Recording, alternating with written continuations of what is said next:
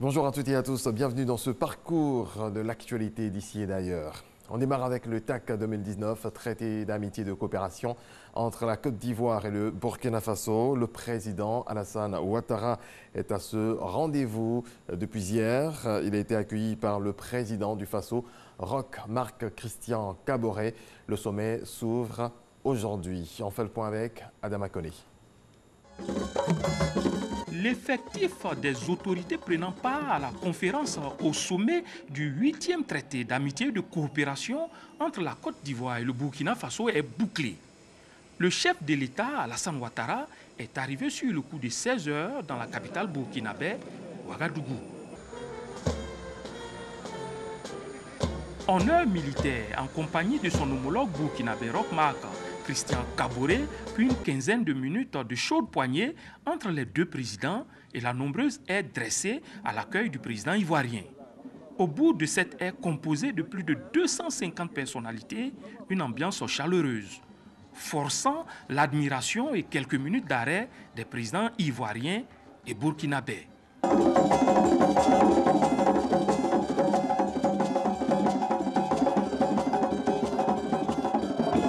Le cortège présidentiel peut alors prendre le départ pour le quartier de Ouaga 2000 où séjourne le chef de l'État. Le 8e traité d'amitié et de coopération, débuté par la réunion des experts le 27 juillet dernier à Ouagadougou, enregistrera son point culminant ce mercredi avec le Conseil des ministres conjoints. Occasion de passer en revue les acquis depuis la dernière rencontre de Yamoussoukro en 2018 et de jeter les bases d'une intégration socio-économique plus solide entre le Burkina Faso et la Côte d'Ivoire. On reste au pays des hommes intègres. Le Conseil de gouvernement Côte d'Ivoire-Burkina Faso a ouvert ses portes hier. C'est le lieu de passer en revue les axes de coopération entre les deux pays et d'explorer de nouveaux champs de partenariat. Michel Digri. C'est une tradition du traité d'amitié et de coopération entre la Côte d'Ivoire et le Burkina Faso et elle a été respectée dès l'entame de ce TAC 8. Le conseil conjoint de gouvernement a été présidé par les deux premiers ministres. Christophe Marie Dabiré du Burkina Faso a donné les enjeux de la tenue de cette rencontre. La Côte d'Ivoire et le Burkina Faso poursuivent depuis toujours et avec une détermination à nul autre pareil des buts communs parce que nous avons des sources et des valeurs communes. Nous sommes conscients que nous ne pouvons pas nous détourner l'un de l'autre sans mettre à l'encan l'avenir de nos populations respectives. L'avenir de ces populations respectives qui passent par des projets communs dans divers secteurs socio-économiques, mais également dans un environnement sécuritaire efficient. La lutte contre le terrorisme est un combat qui interpelle nos deux gouvernements. C'est pourquoi je voudrais me réjouir de l'inscription à l'ordre du jour du TAC 8 de cette importante question. Permettez-moi de saluer le courage du peuple burkinabé et la sagesse de ses dirigeants qui permettent à votre pays, face aux multiples attaques terroristes, de se tenir debout. La résilience dont le peuple burkinabé fait preuve est remarquable et cela constitue un réel motif d'espoir pour venir à bout de ces attaques terroristes. La mise en œuvre du mémorandum d'entente sur la coopération des services de sécurité des deux pays, signé en juillet 2017, a permis d'avoir des résultats efficaces sur le terrain et de déjouer plusieurs attaques terroristes. En marge des rencontres entre dirigeants des deux pays, les hommes d'affaires burkinabés et ivoiriens se sont parlé. Un forum économique s'est tenu ce mardi dans la capitale burkinabé en présence des deux premiers ministres. On en sait davantage dans ce reportage de Adama Koné. Plus de 400 entreprises, dont une centaine venant de la Côte d'Ivoire, pour faire vivre l'aspect économique du traité d'amitié et de coopération ivoiro-burkinabé. Le deuxième forum d'affaires affiche ses ambitions. L'avenir de nos entreprises réside dans leur capacité à nouer des partenariats et des alliances stratégiques. C'est du reste ce qui a motivé le choix des thèmes autour desquels nous mènerons nos réflexions. 1200 milliards de francs CFA d'échange entre 2013 et 2017. Chiffre à relever en faisant face aux défis. La libre circulation des biens et des personnes l'établissement des entreprises de part et d'autre des deux frontières, l'accès au marché public dans les deux pays, l'application effective des dispositions communautaires et régionales de l'UEMOA, de la CEDEAO et de la ZLECAf. L'enjeu est de taille. Selon le ministre burkinabé du Commerce, Harouna Kaboré, les deux pays représentent 44% du commerce intra-UEMOA. Un avantage à consolider pour aller plus loin. Le challenge d'aujourd'hui, c'est de se mettre ensemble pour créer de grands champions qui vont conquérir ensemble l'espace CEDEAO et ensuite le continent africain. Vous en avez la volonté. Il faudrait donc passer aux actes. Dans cette démarche, les gouvernements veulent jouer leur rôle de stimulateur de l'initiative privée. La cérémonie à laquelle vous venez d'assister est la démonstration de la volonté de nos chefs d'État de faire en sorte que les rencontres du TAC ne soient pas simplement des rencontres à caractère politique au sommet où l'on discute des questions politiques sans tenir compte de la nécessité du développement économique et social de nos différents pays. Nous ferons tout pour que le commerce entre nos États puisse aller donc croissant, mais que nous ferons tout que des partenariats puissent se nouer et qu'aussi, je dirais, en termes d'établissement, que les entreprises donc ivoiriennes comme burkinabées puissent s'installer de manière libre dans l'un ou l'autre des pays et avoir les facilitations nécessaires pour leur permettre de mener leurs activités. L'ouverture du deuxième forum de la communauté d'hommes d'affaires ivoiro-burkinabé a enregistré la signature d'un mémorandum entre les deux chambres de commerce afin de fluidifier le trafic de marchandises entre Abidjan et Ouagadougou. Retour en terre ivoirienne, le projet de loi sur la recomposition de la commission électorale indépendante CEI a été voté hier en séance plénière au Parlement. Les commissaires passeront de 17 à 15. Le parti présidentiel et l'opposition auront chacun 3 représentants. Il y aura également 6 représentants de la société civile, 1 de la magistrature, un représentant du président de la République et enfin un représentant du ministère de l'Intérieur. 302 élèves sous-officiers de la gendarmerie prêts pour le terrain. 16 d'entre eux sont issus de la 19e promotion. Ces gendarmes seront remplacés par les élèves sous-officiers de la 20e promotion de l'école de gendarmerie de Torogui. Soro Corona. École de gendarmerie de Torogui. 202 élèves sous-officiers, dont 16 filles, sont jugés aptes à devenir la probité du pauvre, la paix du riche, l'espoir du juste et le froid du hors-la-loi.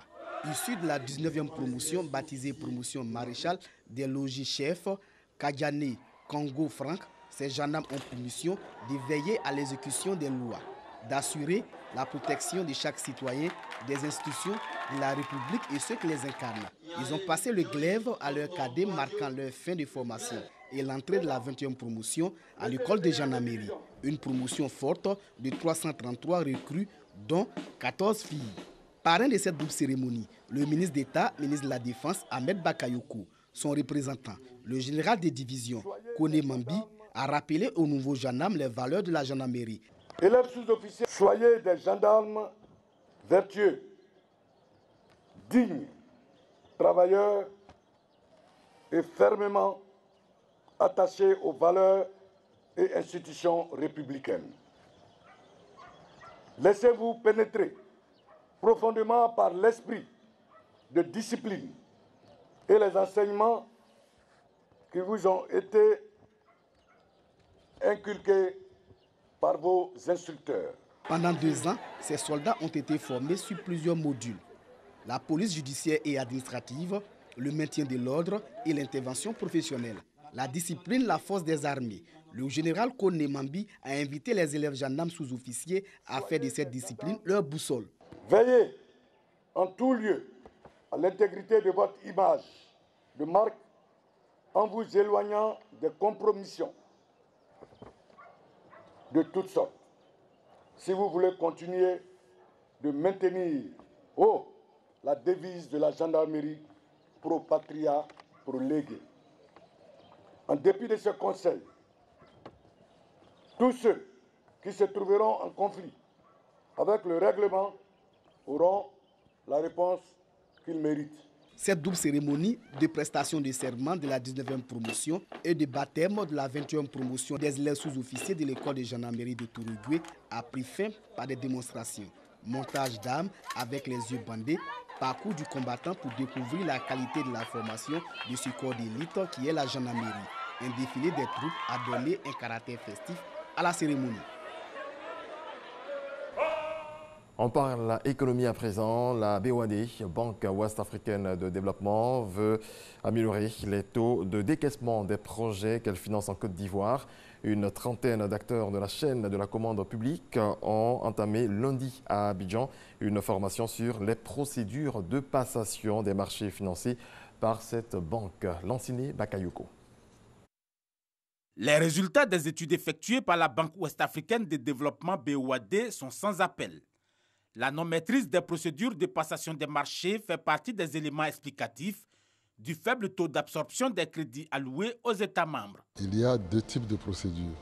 Il y a les procédures au niveau national qui sont donc appliquées par la DMP et il y a les procédures édictées par le bailleur de fonds, la BOAD. Lorsque nous prenons la direction des marchés publics, nous observons que les délais de traitement, en général de 5 jours ouvrables, sont régulièrement observés. Par contre, au niveau du bailleur de fonds, nous n'avons aucune idée des délais.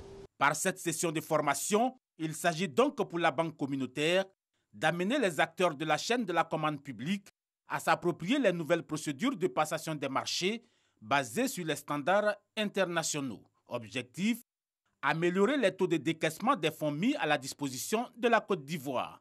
À partir du moment où la banque est engagée sur un projet, ça veut dire que le montant de ce projet est décaissé pour l'exécution du projet. À date, le portefeuille de la BOAD en Côte d'Ivoire, c'est 1091 milliards de francs CFA pour 171 projets. La BOAD a financé au total 1149 projets publics et privés pour un montant de 5311 milliards de francs CFA dans les 8 pays membres de l'Union économique et monétaire ouest-africaine.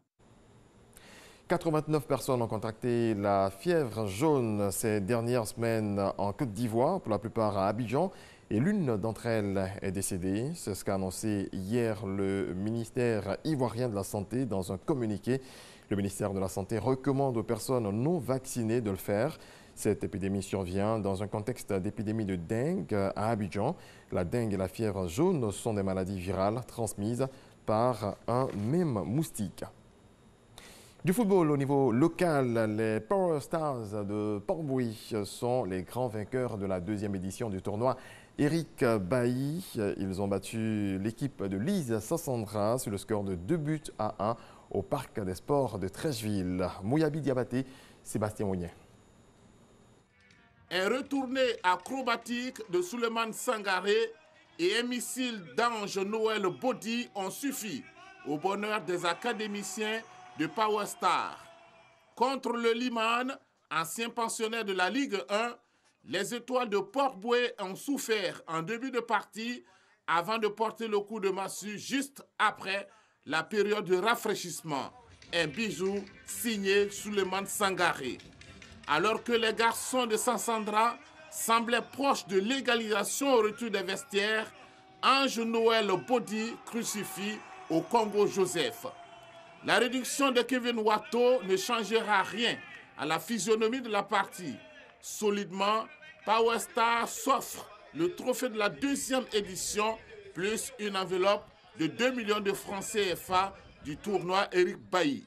Comme Mohamed Tidiane Traoré et Ben Touré, respectivement meilleurs joueurs et meilleurs buteurs du tournoi, les jeunes footballeurs caressent le vœu d'avoir tapé dans l'œil des recruteurs présents durant toute la compétition.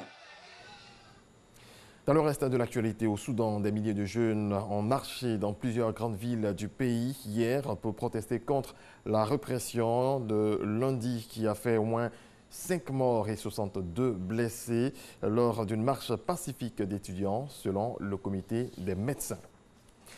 Depuis lundi, l'humanité vit à crédit. Elle a pêché plus de poissons, abattu plus d'arbres cultiver plus de terre et utiliser plus d'eau que ce que la planète peut lui offrir au cours d'une année. Elle a aussi émis des quantités importantes de gaz à effet de serre que les océans et les forêts ne sont plus en mesure d'absorber et qui restent dans l'atmosphère, aggravant le réchauffement climatique. C'est ce qu'a révélé l'ONG Global Footprint Network.